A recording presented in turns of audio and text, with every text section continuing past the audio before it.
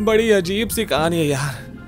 2 औरतें और दोनों का सेम हेल लूप। एक जिसने वी की दवाइयों की असर की वजह से खुद की बेटी के बच्चे को ही खा लिया, और दूसरी जो ये सब देखकर इतनी बौखला गई कि उसने खुद की माँ को सजा तो दी पर अपने हाथ ही खून से रंग लिए। और इन सब भूतों के अनुपमा लेवल के ड्रामे के बीच में फंस गया हूं मैं। लेकिन अब तक ये बात क्लियर नहीं थी कि आखिर हमारी ये माँ बेटी की जोड़ी ऐसा कर क्यों रही है। पोस्टमार्टम रूम के अंदर अब तमाशा बिल्कुल अलग चल रहा था।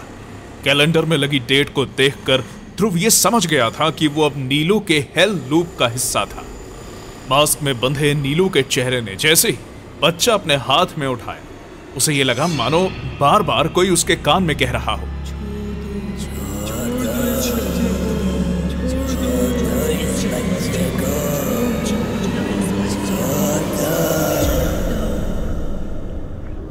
नीलू ने उस आवाज को खुद पर हावी ना होने दिया। उसने बच्चे को ऑपरेशन के बाद रख तो दिया, पर हेड नर्स नीलू ने अपने सामने ऑपरेशन थिएटर पर तकरीबन 16 साल की उर्मी को देखा। वो बेहोश थी और नीलू के पास अपने कानों में उन आवाजों को शांत करने का बस एक ही तरीका था। नीलू के हाथ ना चाहते हुए भी ऑपरेशन थिएटर के टूल किट से कुछ सामान निकाल रहे थे। उसे पता भी नहीं चला, पर उसके कानों में बढ़ती हुई आवाजों ने कब उसके शरीर पर मानो खुद का कब्जा बना लिया था। नीलू ने अपने हाथ में चाकू लिया और एक अजीब सी आवाज में बोली, मेरी बेटी को छोड़ दो मेरी बेटी को छोड़ दो। नीलू अब अपनी माँ की आवाज में बात कर रही थी। ध्रुव हैरान था कि नीलू ने उस औरत के साथ जबरदस्ती की, वो भी 1 बार नहीं, 2 बार नहीं, बल्कि 3 बार, ताकि वो दोबारा कभी मां ना बन सके।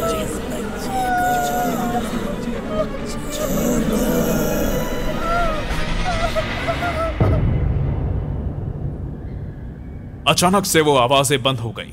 आवाजें शांत होते ही नीलू के हाथ से सिजर्स अपने आप गिर गए।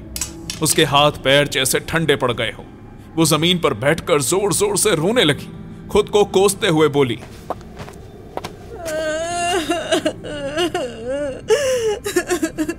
एक मर्डर की वजह से कितनों की जिंदगी बर्बाद करूंगी मैं। लोगों को लगता है कि मिसेस गोमेज के श्राप की वजह से वो बांझ है, पर इन सब के पीछे की वजह तो मैं हूँ। ध्रुव ने इस बार बिना कुछ सोचे समझे आगे बढ़कर नीलू का हाथ पकड़ा और कहा, काम डाउन। कौन हो तुम? अंदर आने की हिम्मत कैसे हुई तुम्हारी? हाँ, कमाल है यार, एक तो आप जैसी भूतनियों की मदद करो और आप हमें ऐसे ट्रीट कर रहे हैं। अपनी बकवास बंद करो। मैं तुम्हें भूतनी नजर आती हूँ? हाँ मैम, आप हमें क्या नजर आती है उससे आपको कोई फर्क नहीं पड़ेगा।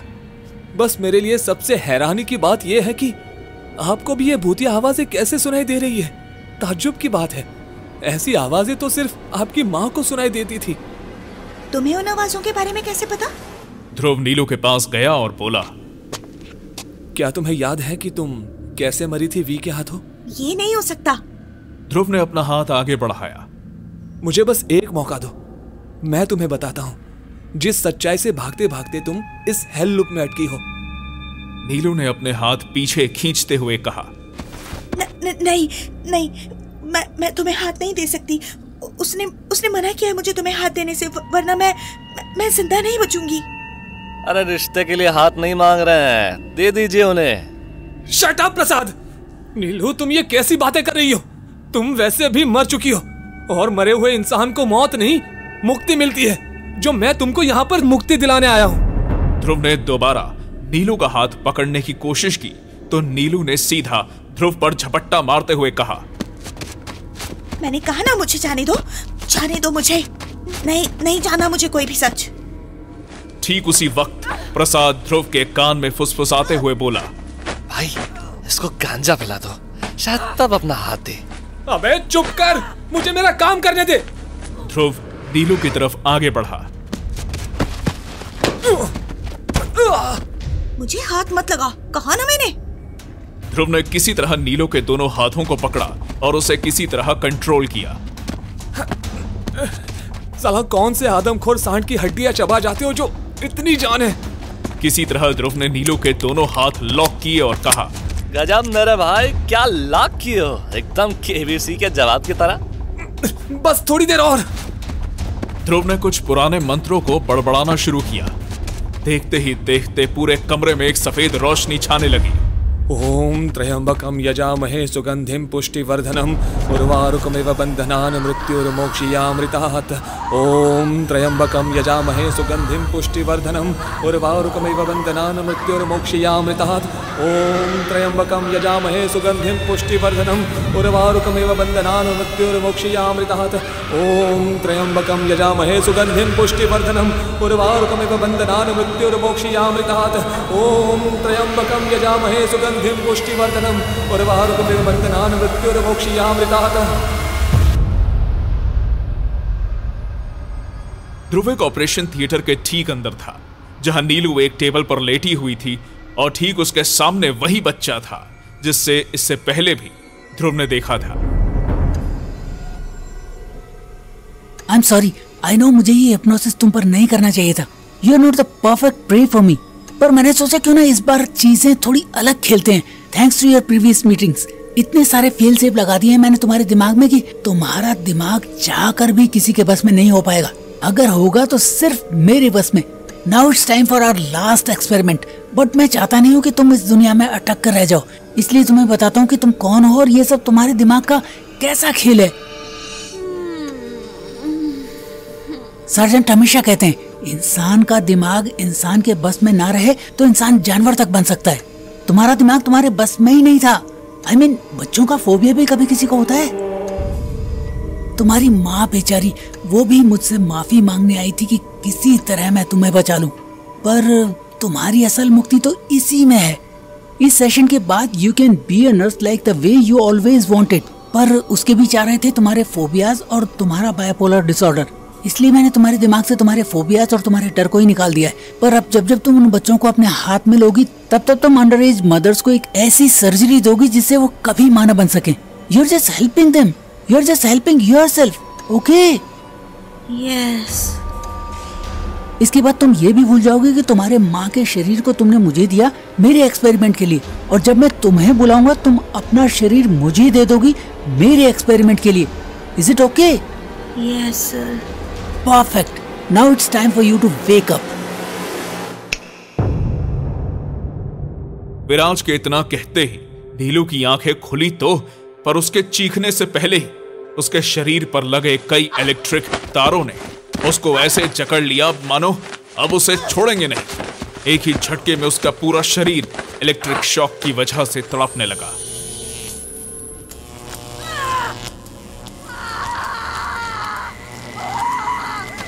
ध्रुव ने किसी तरह नीलू का हाथ पकड़कर उसकी चीखें रोकने में उसकी मदद की, पर ध्रुव को खुद भी नहीं पता चला कि कब उस लड़की की चीखें आंसू में बदल गई।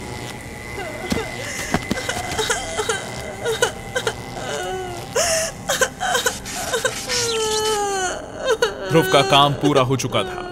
ध्रुव को ना ही सिर्फ अपनी जिंदगी याद आ चुकी थी, बल्कि अपनी जिंदगी का एक ऐसा हिस्सा भी याद आ चुका था जिससे याद तक रखने नहीं दिया। ये सब मैंने क्या किया? Calm down.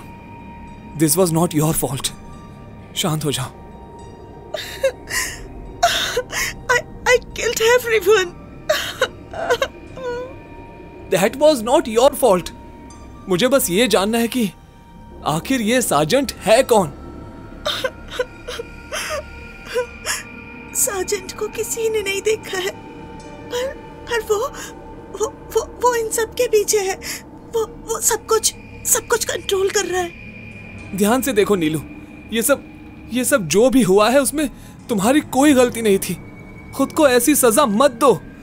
मैं जानता हूं कि तुम्हारी आत्मा भी उस प्रोटोटाइप में अटकी हुई है, बट आई नो कि आई कैन फिक्स दिस। बस मुझ पर भरोसा करो और खुद को एक और मौका दो। ओम त्र्यंबकम यजामहे सुगंधिम पुष्टिवर्धनम उर्वारुकमिव बंधनान् मृत्युर्मोक्षयामृतात्। ओम त्र्यंबकम यजामहे सुगंधिम पुष्टिवर्धनम उर्वारुकमिव बंधनान् मृत्युर्मोक्षयामृतात्। जब ध्रुव ने आंखें खोली तो वो वापस भरूचा मैंशन में था। प्रसाद ठीक उसके बगल में था और अपने समय में आने के बाद ध्रुव समझ चुका था कि उसने फाइनली अपना केस पूरा कर लिया।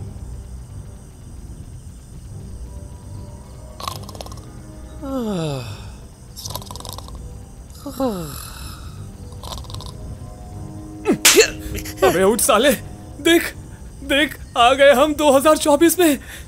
Yes yes. साले अभी तक एक ही विकेट डाउन हुई है। अभी तुझे कितनी आत्माओं के विकेट संभालनी है, तुझे और मुझे दोनों को नहीं पता है। चल सो चुपचाप। अबे साले तारक मेहता के पोपटलाल, हर चीज में क्यों गांडूगिरी करता है रे? इतनी नेगेटिविटी।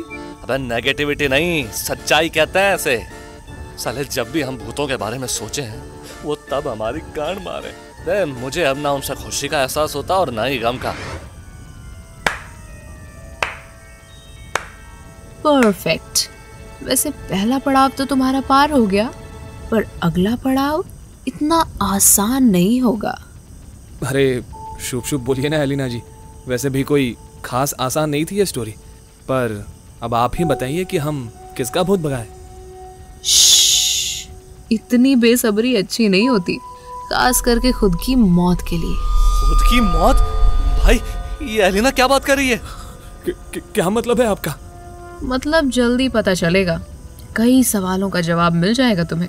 एलिना जी, हमको पता है कि आपको ये सस्पेंस बिल्ड करने का बहुत शौक है, पर हमको ये सस्पेंस में नहीं रहना है प्लीज। एक ही केस सॉल्व हुआ है ध्रुव। अभी तो तुम्हारे खेल खेल में बनाए उस शैतानी प्रोटोटाइप की कई ऐसी आत्माएं हैं जिसने छोटा मोटा हेल खोल रखा है यहाँ। ध्रुव इससे पहले कुछ बोल पाता, एलिना ने कहा, देखो तुम्हें केस जानना है ना, तो समझ लो तुम किसी ऐसे इंसान से एक बार फिर मिलने वाले हो जो तुम्हारे लिए काफी मायने रखता था।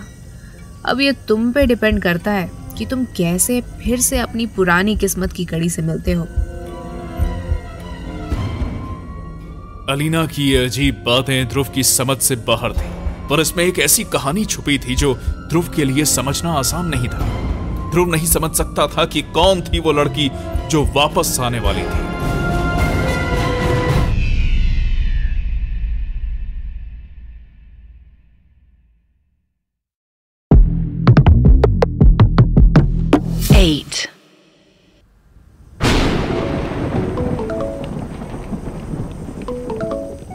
कम ऑन शिरीन, तुम्हें पता है ना मैं तुम्हें कितना मिस कर रहा हूँ। तुम्हारे बिना सब कुछ बहुत अधूरा लगता है। कोई है क्या वहां पे? पक्का ना तुम अकेली हो? नहीं ध्रुव, आई एम ऑल अलोन। तुम ऐसा क्यों बोल रहे हो? नहीं, मुझे ऐसा लगा somebody is there. Tell me, अगर कोई है तो बताओ ना। मैं अकेली ही हूँ ध्रुव, ट्रस्ट मी।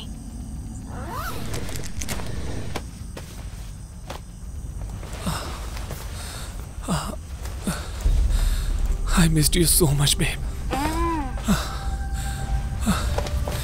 तुम्हारी खुशबू, तुम्हारा जिस्म, तुम्हारे होठ। Oh baby, I can't tell how much I love you.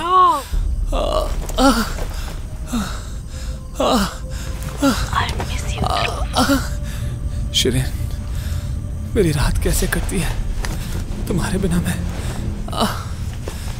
मैं कैसे बताऊं? I miss you too, baby. Please be mine forever. Hello, आप कौन? मैंने आपको गलती से कॉल कर दिया। सॉरी दीदी, सॉरी।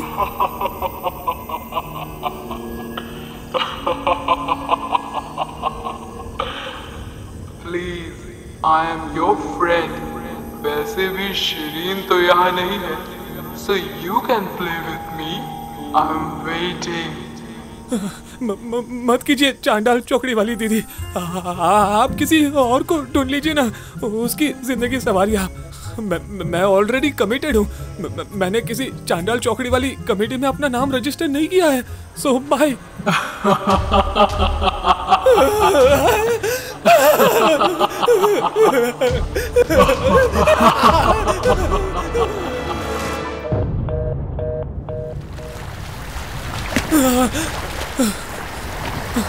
ध्रुव की जब आंखें खुली तो जैसे उसे कोई सांप सूंघ गया। ठीक समुद्र के बीचों बीच ध्रुव का शरीर फ्लोट कर रहा था और वहीं बगल में प्रसाद खर्राटे मार रहा था। इधर मेरी नींद की गांड मरी पड़ी है और ये साला मादरचोद गांड खोलकर सो रहा है। भूत भूत, माया, हसीना, दिलरुबा, महबूबा। अबे चुप कर चूतिए, मैं हूँ। ये माया और हसीना तो ठीक है, ये दिलरुबा और महबूबा कौन है? अरे भोसड़ी के मार खाए रहे हो हमको। सोते हुए अच्छे नहीं लग रहे थे क्या हम तुमको? साले तुमको क्या लगता है तुम हमको? अबे साले चुप हो जा, कब से चिल्ला रहा है? अबे अपने आसपास देख, हम यहाँ पर कैसे आए? जब प्रसाद ने अपने चारों तरफ का समुद्र देखा तो उसके होश उड़ गए। इसीलिए बोले थे तुमको, और जिंदा हो या भूत, दोनों के मूड स्विंग्स ठीक नहीं होते। शैतान जी, अरे शैतान जी, मेरी महबूबा और दिलरुबा का मेरे बगैर क्या होगा? अबे साले, तुम ऐसे बुलाओगे तो वो क्या बाहर आ जाएगी? शैतान है वो, तुम्हारी अंबाला वाली बुआ नहीं। ध्रुव और प्रसाद को एहसास हुआ कि कोई उसके पैर अंदर से खींच रहा है, और जब उन दोनों ने नीचे देखा तो पानी के अंदर एक नहीं, दो नहीं, बल्कि कई कंकाल एक साथ उन्हें नीचे की तरफ से खींच रहे थे।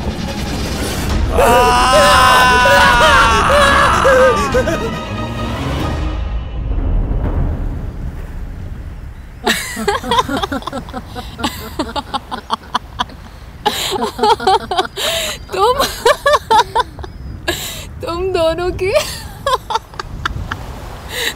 कंटिन्यू। अरे जी, ये क्या मजाक लगा रखा है? हमें यहाँ से वहाँ, वहाँ से यहाँ, एकदम भूतों का फुटबॉल बना के रख दिया है। कैसे सकपका गए थे हम? आप तो गजब करती हैं। अपने साले को छोड़िए और मुझे से सख्त लौंडे के साथ ऐसा काहे किए? वाई? अलीना ने ध्रुव को घूर कर देखा। उसके चेहरे पर एक अजीब सी मुस्कान थी। अलीना ने ध्रुव के चेहरे को पकड़ा और उसे अपनी तरफ खींचते हुए कहा, तुम ये मत भूलो कि तुम्हारी जान, तुम्हारी आत्मा सब मेरे हाथ में है, और मैं चाहूँ तो तुम्हें और तुम्हारे इस छोटे चेतन को अभी नर्क में भेज सकती हूँ, फिर झुलसते हुए नर्क की आग में तड़पना। अरे आप तो ऑफेंड हो गई। हम ठीक उसी वक्त अचानक वहां पर हसीना की आवाज गूंज उठी। चुप हो जाओ दोनों के दोनों। ये माल कहाँ से आई बे? जब भी इसकी आवाज सुनता हूँ कच्चे में कुछ होने लगता है। बिना प्रसाद की बात पर गौर की हसीना ध्रुव की तरफ बढ़ी और बोली, एक केस आसानी से जीते हो, इसका मतलब ये नहीं कि बाकी की आत्माओं को भूल जाओ। मैडम, वो आप इसके साथ कुछ करे ना करे, हमारे साथ कुछ करना चाहती हैं तो हम तैयार हैं। Downright desperate. लड़कियों को तो छोड़ो, हम भूतनियों के भी चाहते नहीं है क्या? छोटा चेतन बोला उन्होंने। भोले भंडारी, एक ही विनती है हमारी, थोड़ी सी इज्जत दिला दो प्लीज। देखिए भूतनी नंबर 1 और भूतनी नंबर 2 जी, हम पर भरोसा रखिए, हम सब ठीक कर देंगे। वैसे मैडम जी, ये सार्जेंट कौन है? सार्जेंट का नाम सुनकर हसीना के चेहरे का रंग उड़ गया। उसने एक बार अलीना की तरफ देखा तो अलीना बोली, कहानी का वो विलन जो शायद यहाँ फंसी किसी भी आत्मा से ज्यादा खतरनाक है, जिसकी वजह से आत्माएं यहाँ कैद हैं। हम में से किसी को नहीं पता ये सार्जेंट आया कहाँ से है और कैसे, पर ये तुम्हारी स्टोरी का वो विलन है जो इस वक्त कहाँ है किसी को नहीं पता। But since you have not solved your first case, you are now going to handle the double trouble. क्या मतलब है आपका? मतलब यही कि मिसेस गोमेज की कहानी अभी शुरू हुई है और मिसेस गोमेज बस तुम्हारी कहानी का एक कैरेक्टर है। तो असली कहानी किसकी है? सार्जेंट की। अब कौन सी दुनिया में भेजने जा रहे हो अम्मा मोरी?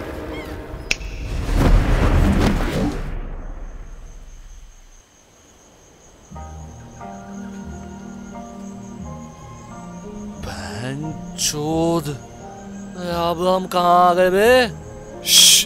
एलिना ने हमें कुछ सोच कर ही यहाँ भेजा होगा। ध्रुव और प्रसाद खिड़की के बाहर थे।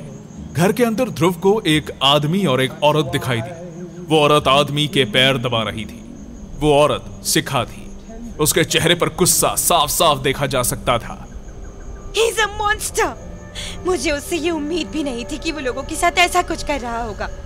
I never imagined that my husband is a killer. साला कुछ दिखाई क्यों नहीं दे रहा है?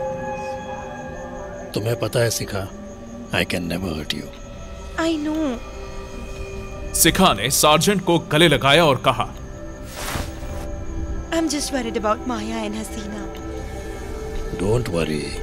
Viraj will never hurt anyone. शिखा?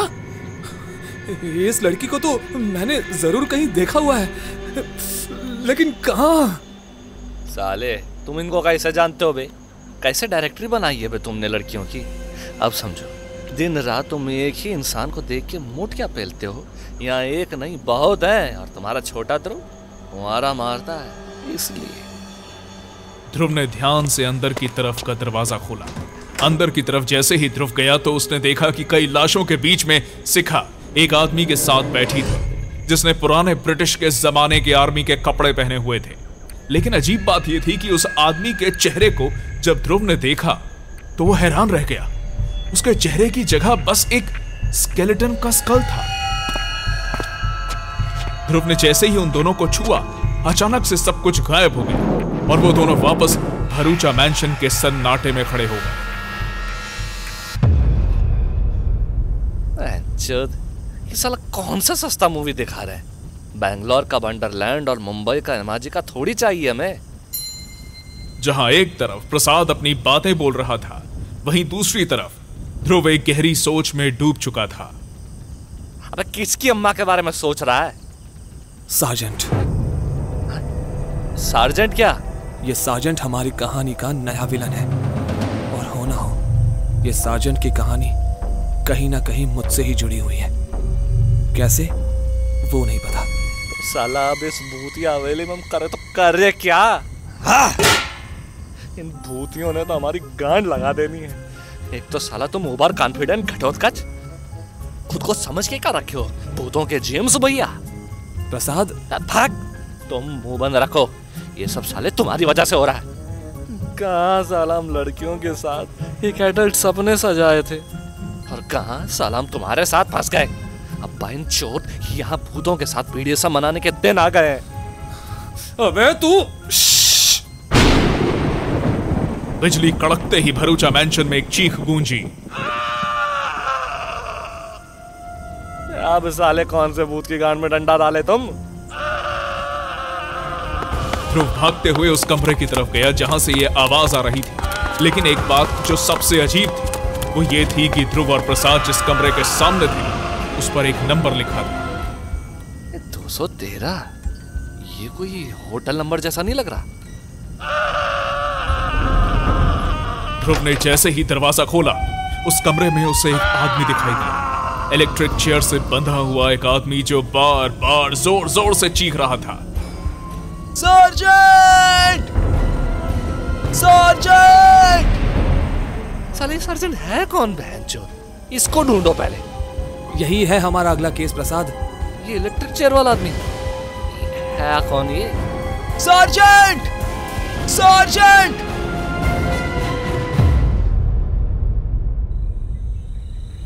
साला ये सार्जेंट है कौन? और खोलो, भूत भगाओ मुक्ति दिलाओ डांट को। साला अच्छा खासा 4 साल से फ्री के बंधुआ मजदूर थे। लेट आने पे सैलरी कटती थी भाई चोद, गला नहीं। तुम पकड़ो व्हाइट बोर्ड और हम जा रहे नहाने, हमको ये नहीं खेलना। ध्रुव अपने व्हाइट बोर्ड के सामने बैठा था और वहीं प्रसाद भरूचा मैंशन के एक बाथरूम के अंदर गया।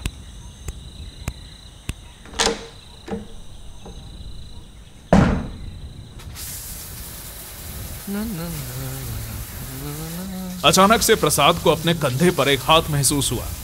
पीछे से किसी ने उसकी आंखें बंद और कानों में कहा, हेलो माय फेवरेट बॉय। प्रसाद डर के मारे पीछे मुड़ा तो हसीना ठीक उसके पीछे थी। हसीना ने जोर से उसके हाथ पकड़े और कहा, यू डू नो ना, केस रिजॉल्व ना करने पर क्या हो सकता है? हसीना जी, जस्ट तुम्हें पता है ना प्रसाद, हाउ एडिक्टिव आर यू? वो हम तो भांग चक के नहीं आए थे हसीना जी। वो इतने दिनों बाद तो जिंदा इंसान मिला है, कैसे जाने दूं? हसीना जी, हमें जाने दीजिए please. Sure love, I will let you go. You have to do just one thing for me. क्या? Sergeant, find him before I kill you and your friend.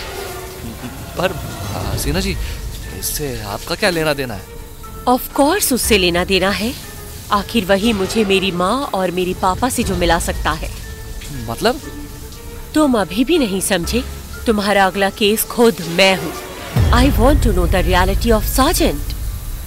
अरे आप तो ऐसे कह रही हैं जैसे ये सार्जेंट जी जीबी रोड में 5 रुपए में मिल जाए। थोड़ा लॉजिकली बोलिए हॉट भूतनी जी, आप हॉट हैं तो हम थोड़ी ना कुछ भी सुन सकते हैं। हसीना ने किसी तरह खुद के गुस्से को कंट्रोल किया, पर उसके चेहरे पर एक ऐसी मुस्कान थी जो देखकर कोई भी समझ जाता कि हसीना अब प्रसाद को कच्चा चबा जाएगी। प्रसाद सीधे हसीना के पैरों में गिरा और बोला, अरे मालकिन, मेरी भूतनी मालकिन, आपकी इच्छा में हम सार्जेंट को यहाँ क्या 4 धाम की यात्रा करा के मुर्दों के खाने छोड़ा है। आप फिक्र मत करिए, हम करते हैं ना प्रबंध। डर के मारे प्रसाद ने यह कह तो दिया था, पर वो ये नहीं जानता था कि उसने कितनी बड़ी मुश्किल पैदा कर ली है। ये कैसे कलेशी भूतनी है, सनम मरने के बाद भी चैन नहीं है। बचा ले हमको भाई प्लीज, इससे पहले ये आत्मा हमारे गांड बंदर के मुंह के समान कर दे।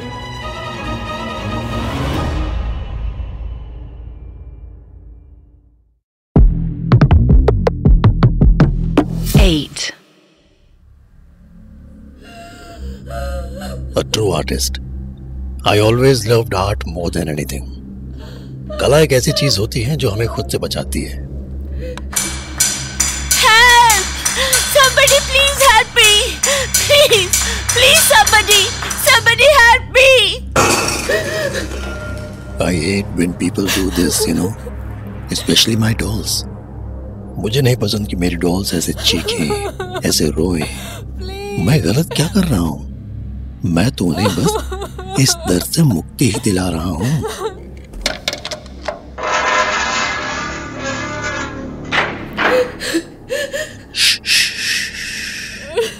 कुछ नहीं होगा।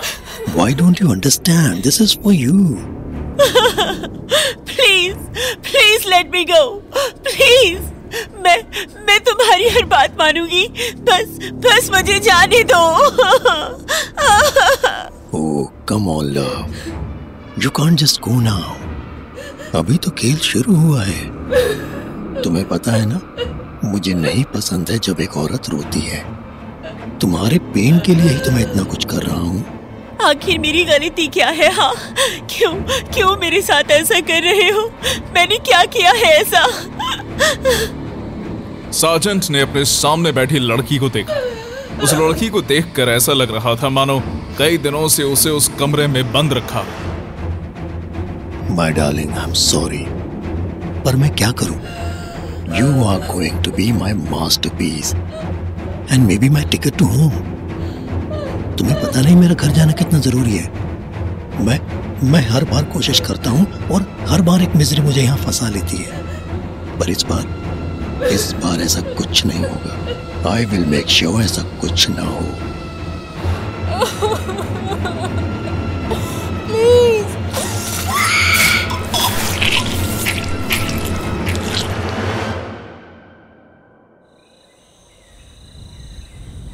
तो आप ये कहना चाह रही है कि हमारी कहानी का अगला विलन ये सार्जेंट है?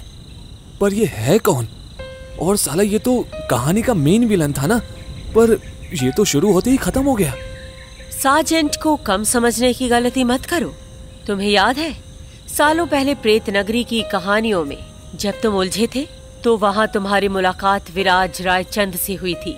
ये इसकी ससुर जी, साइको ससुर जी, पागलों का मसीहा, खूनी खतरे scientist. Shut the fuck off, okay? बाप है वो मेरा, अगर जुबान चलाई तो आगे जुबान चलाने लायक नहीं बचोगे। ए भोले भंडारी, हम आपको यहाँ पर घंटा दिखते हैं, जो भी लड़की दिखती है हमें थप्पड़ मारकर चली जाती है। अबे अब हम कुछ नहीं बोलेंगे, पाक साला। अरे पर केस है क्या, और हम विराज के बारे में क्यों बातें कर रहे हैं? आर्यन इंटरनेशनल और उस पागल खाने से कई सालों पहले से ही ये मैंशन एग्जिस्ट करता था। इस जमीन पर एक ऐसी दुनिया थी जो कई दुनियाओं को जोड़ती थी, and all thanks to your prototype. Sergeant जो चीज चाहता था वो उसे यहाँ मिलेगी, the portal to any dimension. But ये सार्जेंट सारी आत्माओं से कैसे जुड़ा हुआ है? Sergeant was a serial killer, not only a serial killer, उसकी वजह से मिसेस गोमेज जैसे कई लोग गुनहगार बने हैं। तुम्हारे प्रोटोटाइप में वो सारी आत्माएं हैं, वो एनर्जीज जो सार्जेंट को चाहिए, और इससे पहले सार्जेंट इसका गलत फायदा उठाए तुम्हें इन्हें मुक्ति दिलानी होगी। तो हमारा नेक्स्ट केस क्या है? जॉय मैथ्यू, 1972, देहरादून। आर्यन इंटरनेशनल में एक्सपेरिमेंट्स होने से ठीक पहले सर्जेंट की मुलाकात जॉय मैथ्यू और विराज रायचंद से हुई थी। Luckily Joy is stuck with us. तुम्हें जॉय को उसके हेल लूप से आज़ाद कराना है, एंड इंटरेस्टिंगली तुम्हें फिर से मौका मिलेगा एक बार कॉलेज जाने का। ऑल्सो रिमेम्बर, जॉय के केस से बहुत सारे केसेस जुड़े हुए हैं। अगर तुम दोनों यहाँ हारे तो you both are welcome to my room permanently.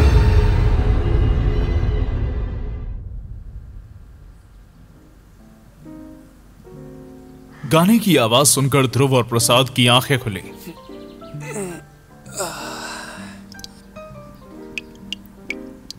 ध्रुव की आंखें खुली तो खुद को जहां उसने पाया वो जगह देखकर ध्रुव हैरान था।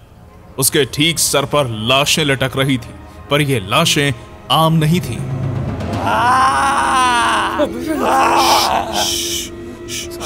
साला ये औरतों को यहाँ किसने टांगा बे? What the hell is this?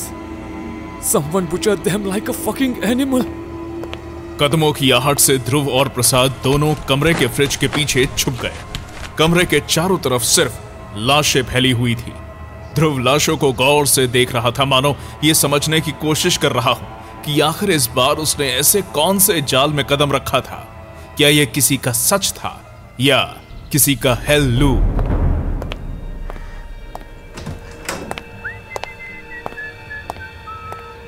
My beloved. Dhruv ने जमीन पर बिखरे खून में एक परछाई देखी। 18-19 साल का एक पतला दुबला सा लड़का ऊपर से लटकी हुई आधी लाशों को इतने प्यार से देख रहा था जिसे देखकर किसी भी आम इंसान को घिन आ जाए। ध्रुव समझ चुका था कि ये जो भी शैतान है उसके हेल लूप में ध्रुव ने कदम नहीं रखा, बल्कि रियलिटी के एक ऐसे टाइमलाइन पर वो पहुंच चुका है जहां मर्डर्स आम बात थी।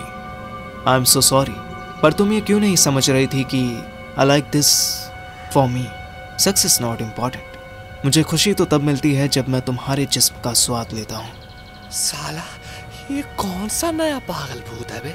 गजब चूतिया लग रहा है। जॉय ने अपने सामने रखी बुचर्ड लाश से कुछ मीट निकाला और उन्हें खाते हुए वहां से चला गया। पीछे छूट गए ध्रुव और प्रसाद, जो उस कमरे में बंद ये सोच रहे थे कि आखिर उनके यहां आने की वजह क्या हो सकती है।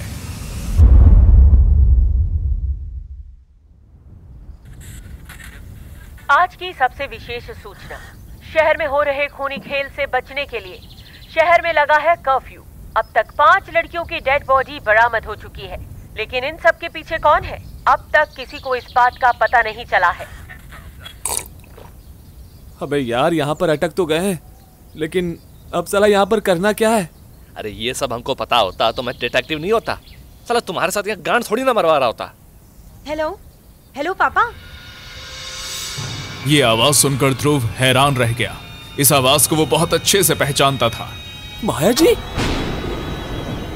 ध्रुव ने जब पीछे मुड़कर देखा तो ठीक चाय की टपरी के पास एक लड़की खड़ी थी, एक 20 साल की लड़की जिसे उसने पहले भी देखा था। माया रायचंद, विराज रायचंद की बड़ी बेटी, प्रेत नगरी की वो आत्मा जिससे ध्रुव प्यार करता था, पर ध्रुव ये नहीं समझ पा रहा था कि आखिर वो यहाँ क्या कर रही है। ध्रुव भागता हुआ उस टेलीफोन बूथ के पास गया जहां माया खड़ी थी। माया फोन पर किसी से बात कर रही थी और उसे देखकर ध्रुव की आंखें भर आई। माया जी,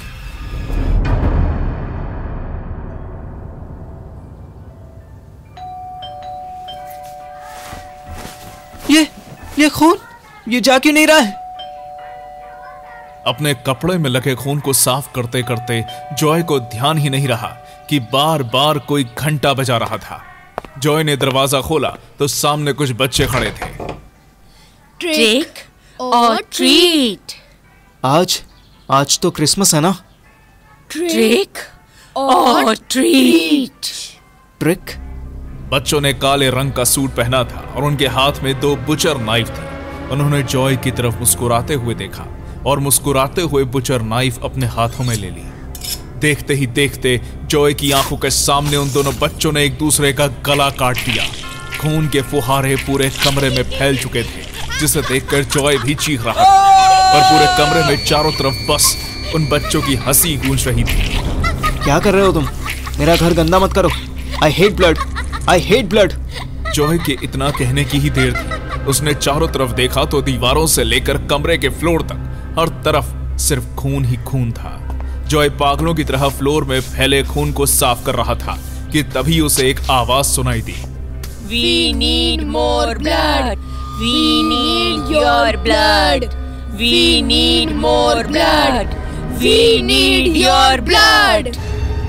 जॉय ने दूसरी तरफ देखा। बच्चे के कटे हुए सरों से बार बार एक ही बात निकल रही थी। We need more blood. We need your blood. We need more blood. We need your blood. मैं नहीं सुनूंगा तुम्हारी, नहीं सुनूंगा। जॉय ने उन आवाजों को अनसुना करना चाहा। वो अपने कमरे में फैले खून को साफ करने की कोशिश कर रहा था। I'm not a killer. I'm not a killer. लेकिन जैसे उन बच्चों की आवाजें बढ़ती ही जा रही थी। कौन? जॉय ने पीछे मुड़कर देखा तो काले हुडी में एक लड़का खड़ा था। उसके हाथ में भी एक बुचर नाइफ थी। जॉय ने उसकी तरफ देखते हुए कहा, कौन हो तुम? We need more blood. We need more blood. We need more blood. Butcher ने जमीन से खून उठाया और जॉय के चेहरे पर मलते हुए कहा, You killed them. ये आवाज सुनकर जॉय के पैरों तले जमीन खिसक गई, क्योंकि उस बुचर की आवाज खुद जॉय जैसी थी। मैंने किसी का खून नहीं किया है। You killed them. मैंने किसी का खून नहीं किया है।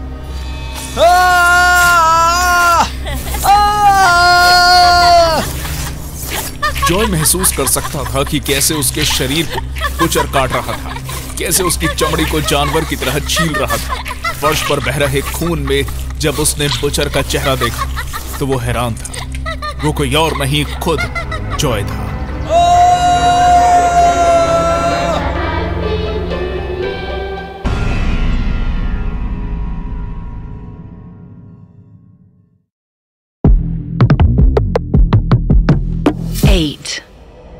ध्रुव और प्रसाद को अब एक नया केस मिल गया था और वो था जॉय मैथ्यूज का।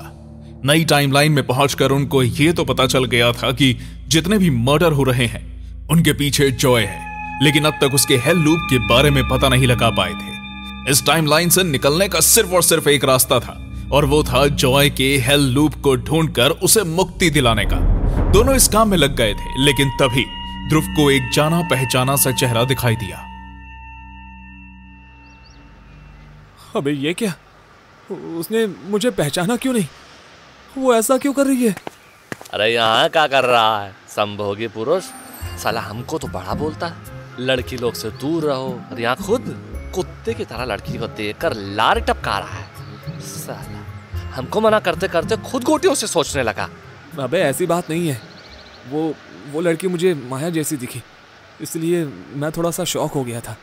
ले ससुर, लगता है तुम्हारे नीचे का बीरी है तुम्हारे दिमाग पर चढ़ गया। हर जगह बस वही नजर आ रही है तुमको। अब दीवार के कोने में जाकर दीवार सफेद मत करने लग जाना। अरे वो माया नहीं है यार, और अगर है भी तो वो तुमको काहे पहचानेगी?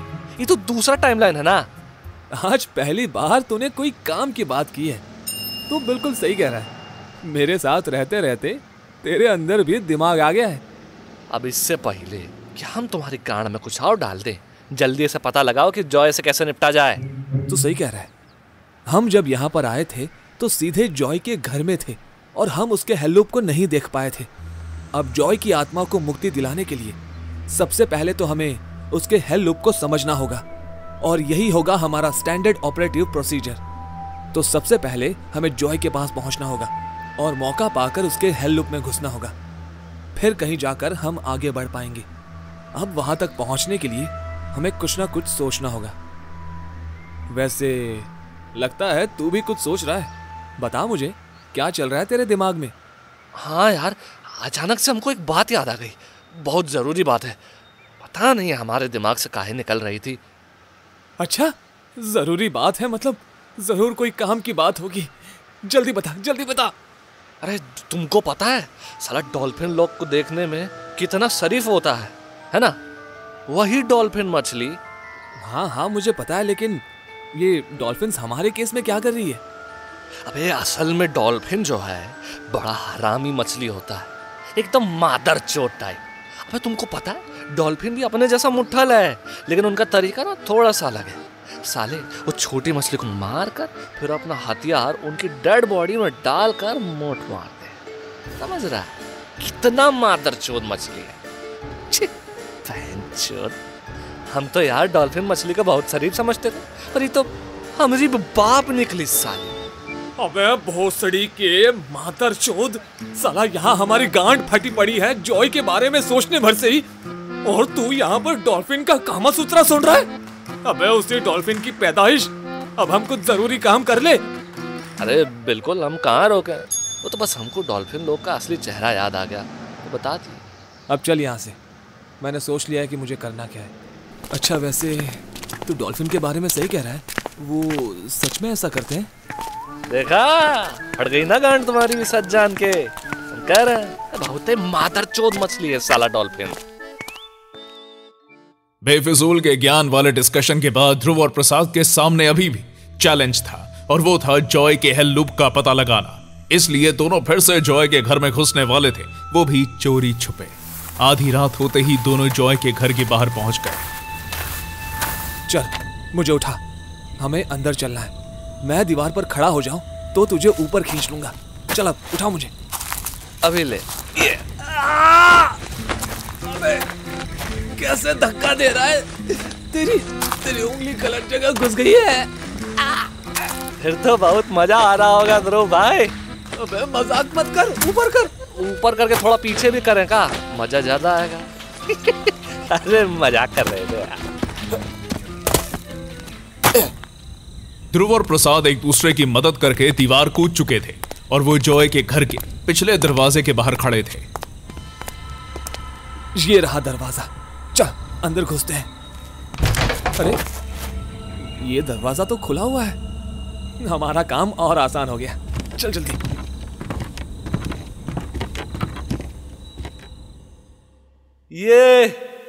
ये हम कहाँ आ गए बे? ये जॉय का घर तो ऐसा नहीं था। अबे ये जॉय का घर नहीं है। मुझे पता है कि हम कहाँ आ गए हैं। हम फ्लैशबैक में हैं। किसके फ्लैशबैक में है? मोस्ट प्रोबेबली जॉय के फ्लैशबैक में। ये मेरे चेहरे पर क्या गिरा? एक सेकंड रुक जा, छूने दे हमें। अरे ये तो लाल लाल खून है। तेरी आंख में बवासीर हो गया है क्या ध्रुव? अबे भोसड़ी के, ये ऊपर से गिर रहा है। ऊपर से क्या है? Oh shit! जैसे ही ध्रुव और प्रसाद ने ऊपर देखा, उनके शरीर का सारा खून ठंडा पड़ गया, क्योंकि ऊपर एक औरत की लाश लटकी हुई थी और उनके ऊपर देखते ही लाश नीचे उन दोनों पर गिर गई और टुकड़ों में बिखर गई। उस लाश के हाथ अलग, पैर अलग और उसका सर अलग कहीं पड़ा हुआ था।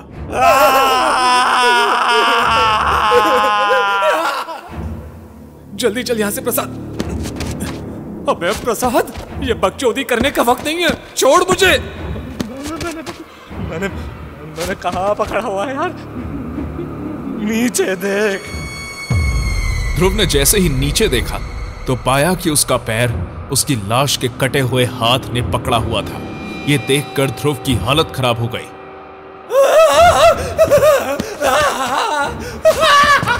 छोड़ छोड़ मेरे पैर, छोड़, हट हट मेरे पैर से, हट। ध्रुव ने उस कटे हुए हाथ पर मारा और उससे अपने पैर से अलग कर दिया और अचानक से उस कटी हुई लाश की खोपड़ी जोर जोर से हंसने लगी।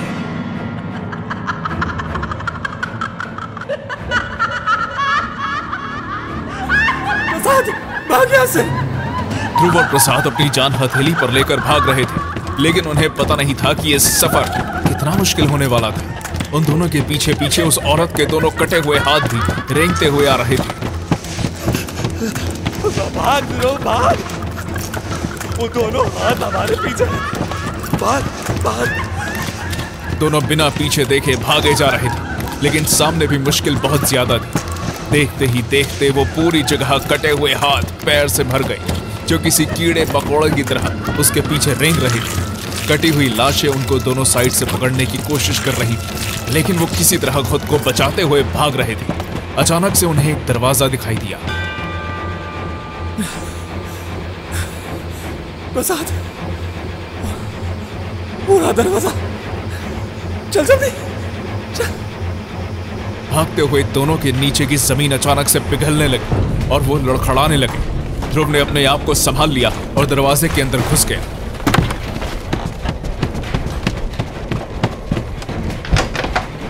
जल्दी प्रसाद, अंदर जा, जल्दी। अचानक से धरती फटी और नीचे से खून की धार निकल गई और देखते ही देखते दूर दूर तक खून की नदी दिखाई देने लगी। प्रसाद के पैर को एक कटे हुए हाथ ने पकड़ लिया और वो खून की नदी में डूब गया। ध्रुव, ध्रुव, अरे बचा ले हमें, ध्रुव, बचा ले, ध्रुव। नदी में कटे हुए तैरते हाथ प्रसाद को नीचे खींच रहे थे, लेकिन ध्रुव ने प्रसाद का हाथ पकड़ा और उसे अंदर खींच लिया। मेरा पैर वो कटा हुआ हाथ अभी खींच रहा है। चिंता मत कर, मैं देखता हूँ। इसके हाथों को तो मैं अभी दिखाता हूँ। ये ले, ये ले, ये ले, और ले, और ले। ध्रुव उस हाथ के टुकड़े पर दरवाजे को जोर जोर से मारने लगा और हाथ की हथेली कटकर कमरे के अंदर गिर गई और प्रसाद के पैर को छोड़ दिया। बच गया मैं। देखा, अब मेरा कोई कुछ नहीं बिगाड़ सकता। अरे ध्रुव, ये हाथ हम रख लेते हैं, हिलाने के काम आएगा। अबे साले, इस वक्त भी नवाबी नहीं घट रही है तेरी। अबे सवाल ये है कि आखिर हम हैं कहां पर? देखते ही देखते अचानक से कमरे का अंदर का नजारा बदलने लगा। ऐसा लग रहा था जैसे कि वो दोनों खड़े थे और समय अपने आप चल रहा था। ये क्या हो रहा है? मेरी गांड इतनी ज्यादा काहे हिल रही है? देखते ही देखते दोनों एक बेडरूम में खड़े थे, जहां पर एक आदमी और एक औरत सो रहे थे। वहां बेड के पास कोई खड़ा था और वहीं बेड के ऊपर कोई और भी था, जिसके हाथ में हथियार था। ये कौन है? और वो सो रहे दोनों आदमी और औरत कौन है? अबे मुझे क्या पता। देखने में तो वो जॉय जैसा लग रहा है। लगता है ये जॉय का हेलूप है और हम उसके अंदर हैं। लेकिन ये हाथ में हथियार वाला कौन है? पीछे से ठीक से दिखाई नहीं दे रहा है। लगता है वो उन दोनों को जान से मारने वाला है। हमें रोकना चाहिए ना? नहीं, हम कुछ नहीं कर सकते। ना वो हमें छू सकते हैं और ना हम उन्हें। हम सिर्फ देख सकते हैं। ये मेरे साथ पहले भी हो चुका है। और फिर उस बेड पर खड़े इंसान ने उन दोनों को 2 टुकड़ों में काट दिया।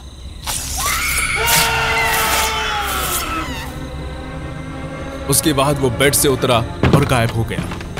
फिर अचानक जॉय को जैसे होश आया। इससे पहले तक जॉय वहां किसी पुतले की तरह खड़ा था। वो भागते हुए दोनों के पास आया। मॉम, डैड, ये क्या हो गया? तुमने हमें मारा है। क्यों किया? नहीं मॉम, वो मैं नहीं था। वो था। वो मैं नहीं हूं। फिर अचानक से जैसे सब कुछ रीसेट हो गया और ये सीन एक बार फिर चालू हो गया। अच्छा, तो ये उसका हेल लूप है। लेकिन ये तो बहुत ही कंफ्यूजिंग है। अचानक से फिर से उनके सामने का सीन बदला, लेकिन वो अब भी बेडरूम में ही थे। अचानक से वो हथियार वाला आदमी उनके पीछे आकर खड़ा हो गया। पीछे कोई खड़ा है ध्रुव। चिंता मत कर, कुछ नहीं होगा। वो हमें यहाँ पर कुछ नहीं कर सकता। अचानक से उस आदमी ने अपना हथियार उठाया और प्रसाद पर हमला कर दिया, लेकिन इस बार प्रसाद को दर्द हुआ। Oh shit! लगता है हम फ्लैशबैक से बाहर आ गए। हम जॉय के रियल बेडरूम में खड़े हैं। ओह गॉड, हम तो गए।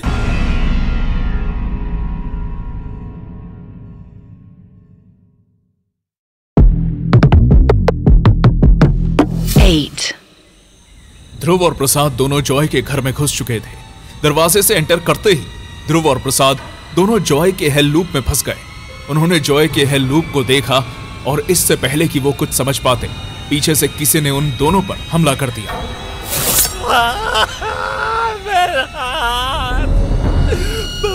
ये सच में कोई है। भाग ध्रुव, भाग। अब तुम बाहर नहीं जा सकते। यहाँ से बाहर तुम दोनों की लाश जाएगी। ध्रुव बच गए। Oh shit! ये यहाँ कैसा है? और इसके कपड़ों पे तो खून लगा हुआ है। लगता है अपना शिकार करके वापस आया। अब समझ आया कि पीछे वाला दरवाजा खुला हुआ क्यों था। अब मैं तुम दोनों का शिकार करूंगा। जॉय ने फिर से एक बार अपनी पूरी ताकत से कुल्हाड़ी को ऊपर उठाया और अलमारी के पास खड़े ध्रुव पर दोबारा वार किया। अबे क्या कर रहा है बे? ध्रुव जॉय के वार से बच गया था, जिसकी वजह से जॉय की कुल्हाड़ी अलमारी में ही धंस गई। अचानक अलमारी का दरवाजा खुला और उसके अंदर पड़े कई सारे पेपर्स हवा में उड़ने लगे। इस साले किल्विश की कुल्हाड़ी अलमारी में फंस गई। ध्रुव यही मौका, जल्दी यहाँ से निकल, वरना ये हमारा कीमा बनाकर कुत्तों को नहीं खुद खा जाएगा। तू सही कह रहा है प्रसाद, जल्दी से निकलते हैं यहाँ से। कोई यहाँ से नहीं जा रहा। जॉय ने उस लकड़ी के टुकड़े को उठाया और सीधा ध्रुव की तरफ फेंका। वो लकड़ी का टुकड़ा सीधा ध्रुव के पैरों पर लगा और ध्रुव लड़खड़ा के वहीं गिर गया।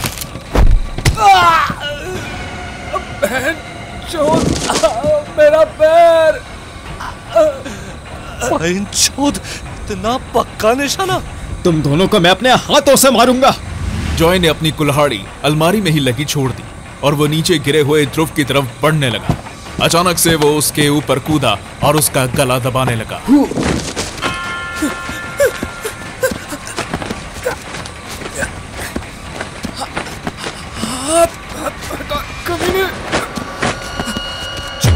छोड़ मुझे। प्रसाद, ध्रुव मेरे दोस्त, तू फिक्र मत कर, साले तुझे मैं बताता हूँ। प्रसाद ने टूटे हुए टेबल का टुकड़ा उठाया और जॉय को मारने के लिए भागा। पलक झपकते ही प्रसाद ने जॉय के सर पर एक जोरदार वार किया।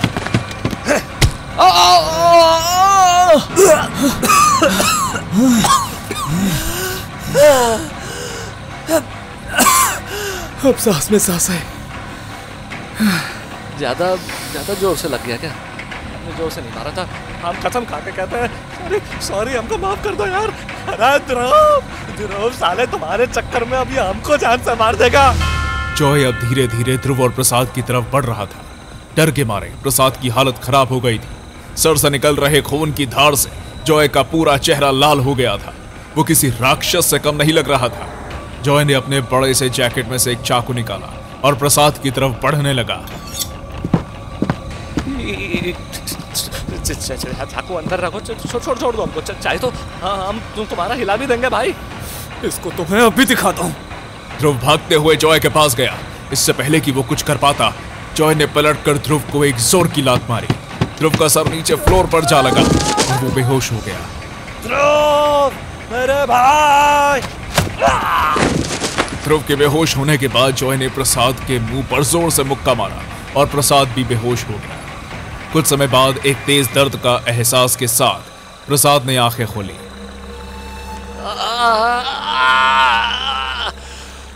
साला दर्द हो रहा है मैं। अरे अरे ये हम कहाँ हैं? हम यहाँ कैसे आए?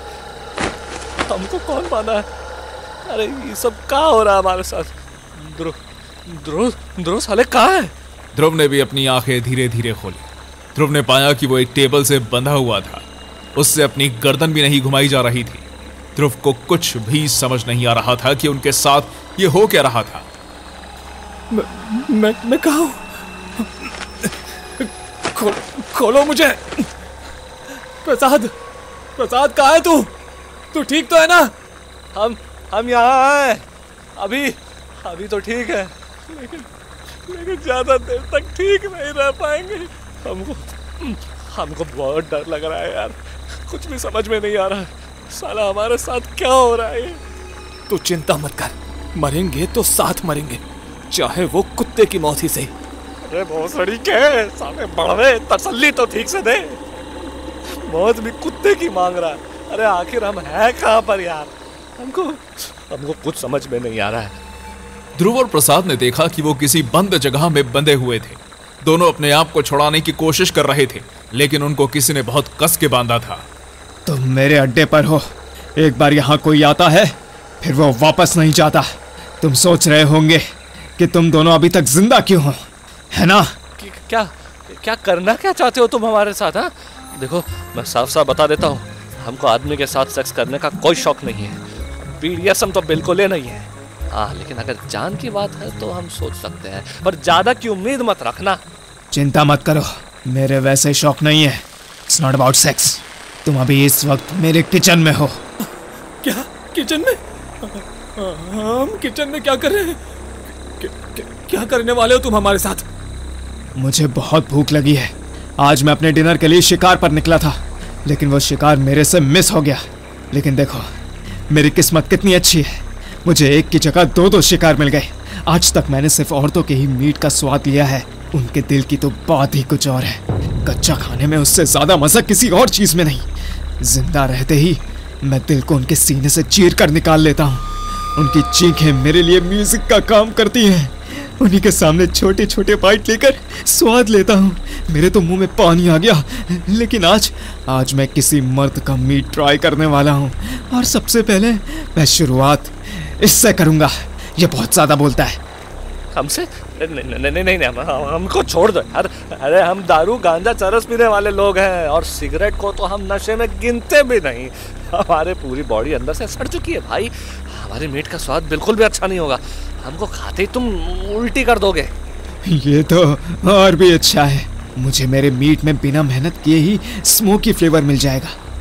भाई चोद, साले जब भी हमारा मुंह खुलता है लौड़े ही लगते जाते हैं। वैसे तो मुझे मेरा मीट कच्चा ही पसंद है, लेकिन तुम्हारा मीट बहुत सख्त होगा, इसलिए तुम दोनों को पका के खाऊंगा। पूरी तैयारी करी है मैंने। देखो मेरा स्ट्यू तैयार हो गया है, बस इसमें थोड़ी सी कमी है। जॉय ने एक बड़ा सा चाकू निकाला और एक लोहे की स्टिक के सहारे उस पर धार लगाने लगा। जॉय धीरे धीरे प्रसाद की तरफ बढ़ रहा था। नहीं, मुझे छोड़ दो, मेरे पास मत आ। जॉय ने चाकू से प्रसाद के पैर में एक कट लगाया। प्रसाद दर्द के मारे चीख उठा।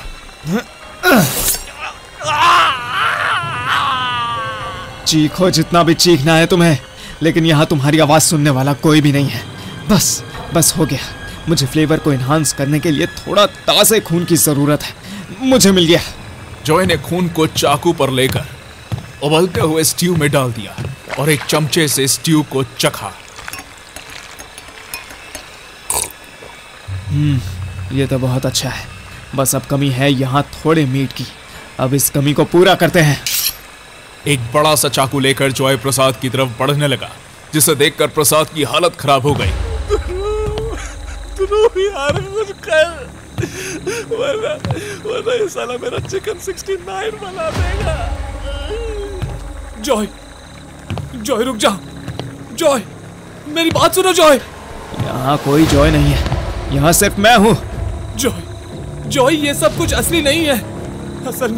असल में तुम मर चुके हो, और तुम्हारी आत्मा एक जगह पर कैद हो गई है। हम समय में वापस आए हैं तुम्हारी आत्मा को मुक्ति देने के लिए। जॉय, जॉय मेरी बात समझो, तुम मर चुके हो। जॉय, तुम्हें ये सब कुछ करने की कोई जरूरत नहीं है जॉय। जॉय पर इन सब बात का कोई असर नहीं हो रहा था। वो तो बस चाकू लेकर आगे बढ़ते जा रहा था। जॉय मेरी बात सुनो जॉय। जॉय, जॉय रुक जाओ। अगर तुमने हमें मार दिया तो तुम यहाँ से कभी आजाद नहीं हो पाओगे। Joy, Joy! जॉय ने प्रसाद को मारने के लिए चाकू हवा में उठाया और बीच में ही रुक गया। अचानक से कुछ तो अजीब हुआ था जॉय के साथ। ऐसा लग रहा था जैसे कि वो अभी अभी इस रूम में आया है और उससे पहले कोई और ही आदमी ध्रुव और प्रसाद को टॉर्चर कर रहा था। ओह माय गॉड, ये क्या हो रहा है? तुम दोनों यहाँ पर कैसे आए? तुम बंधे हुए क्यों हो? कौन? ये यहाँ कहाँ से आया? ओह माय गॉड, ये हो क्या रहा है? What the fuck?